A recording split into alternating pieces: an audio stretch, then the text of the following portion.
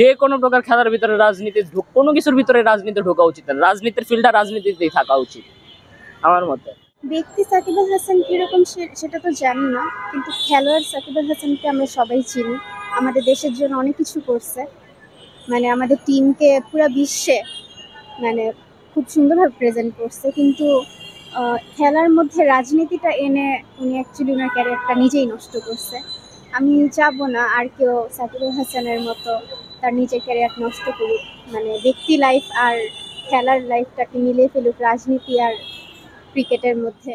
আমরা প্লেয়ার সাকিবকে দেখেছি, তিনি অবশ্যই পৃথিবীর একজন অনেক ভালো অলরাউন্ডার, কিন্তু এই জুলাই অভ্যুত্থানের পরেও হাসিনাকে নিয়ে এরকম পোস্ট করা তার উচিত হয় নাই। তার এই কারণে হচ্ছে আমাদের জাতীয় যে ক্রিকেটে, সেই ক্রিকেটে আসলে একটি প্রভাব ফেলে। সে আসলে আমাদের দেশে একজন ভালো ক্রিকেটার, এটা আমাদের মানতে হবে। কিন্তু ব্যক্তি সাকিবকে আমরা ঘৃণা করলেও প্লেয়ার সাকিবকে আমরা কখনোই ঘৃণা করতে পারি না, কারণ সে আমাদের জন্য অনেক অবদান এবং সুনাম বয়ে এনেছেন। তো সে হয়তো বা এই পোস্টটা না দিলে ইয়ার জন্য, আমাদের জাতীয় ক্রিকেটের জন্য ভালো। সাকিবের যেই খেলার জগতে তার যে অবদানটা ছিল সেটা এটা অস্বীকার করার মতো না। সে অনেক ভালো একজন খেলোয়াড় ছিল, বাংলাদেশকে যেভাবে দুনিয়ার কাছে রিপ্রেজেন্ট করছে খেলার মাধ্যমে, সেটা অবশ্যই গ্রহণযোগ্য। কিন্তু তার এখন বয়স হয়েছে, আর নিউ কামার্সদের এই জায়গাটা দেওয়া উচিত, নতুন কাউকে সেট করা উচিত। যেহেতু রাজনৈতিক কারণে সে এই জায়গাটা ধরতে পারতেছে না, তো তার আশাটা করা লাভ নাই। আমাদের ভবিষ্যতে যদি আমি ফোকাস করে বর্তমানকে সাজাই তাইলেই ভালো। বড় একটা গণঅভ্যুত্থানের মধ্য দিয়ে বাংলাদেশ আবার নতুন রূপে স্বাধীন হয়েছে, মানে এতগুলো লাশের উপর দিয়ে ব্যাপারটা গিয়েছে, কিন্তু তারপরও মানে আমরা আশা করেছিলাম সাকিব আল হাসান সব কিছু শুধরে নিজেকে ঠিক করে আবার আমাদের মাঝে ফিরে আসবে।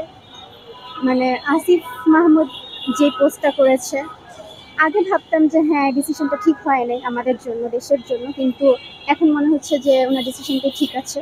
যেহেতু এত কিছুর পরও সাকিব আল হাসান হাসিনাকে এরকম একটা পোস্ট করলো, তো এটা আমরা একদমই এক্সপেক্ট করি না তার থেকে। আমরা এর চেয়ে ভালো কিছু আশা করেছিলাম। এখন জাতীয় ক্রিকেটে আমরা সাকিবকে অবশ্যই অনেক মিস করি। সো আমার মনে হয় কি, জাতীয় ক্রিকেটে সাকিবকে আমরা এখনও দরকার, তার একটা থাকা আমাদের অনেক বড় একটা ভূমিকা রাখে আমাদের ম্যাচের মধ্যে।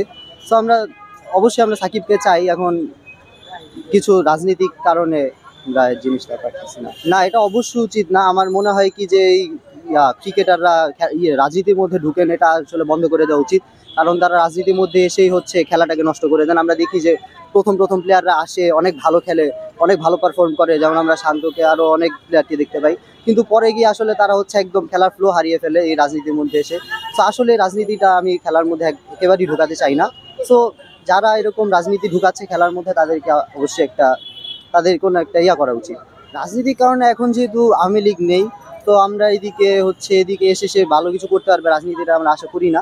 আমি চাই সাকিব বাংলাদেশে আসুক, একজন খেলোয়াড় হিসেবে খেলুক, কিন্তু এই রাজনীতিটা আসলে আমি ঘৃণা করি। তো আসিফ মাহমুদের কথা ঠিক আছে, কিন্তু আমরা আসলে ব্যক্তি সাকিবকে ঘৃণা করলেও আমরা খেলোয়াড় সাকিবকে চাই, কারণ সে আমাদের দেশের জন্য অনেক সুনাম বয়ে এনেছেন এবং তার হচ্ছে থাকাটাই আমাদের টিমের জন্য অনেক ভালো একটা বয়ে আনে। আমরা বর্তমানে দেখতেছি যে এর মধ্যে যে খেলাগুলি হলো, আমরা সাকিবকে অনেক মিস করেছি। সে ব্যাটিং দিয়ে না হলেও বোলিং দিয়ে, সে চোখের সমস্যার জন্য ব্যাটিং দিয়ে না হলেও বোলিং দিয়ে অনেক ভালো অবদান রেখেছেন। তো আমি অবশ্যই চাই সাকিব দেশে আসুক এবং আমাদের ক্রিকেট অবদান রাখুক।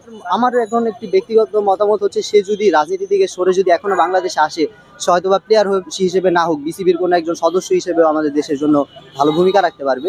সো আমি চাই সে আসুক, সে এসে আমাদের দেশের ক্রিকেটে কিছু একটু ভালো উন্নতি করুক। নিউ ইয়র্ক থেকে সম্প্রচারিত TVN 24 টেলিভিশন বিশ্বজুড়ে বাঙালির কণ্ঠস্বর।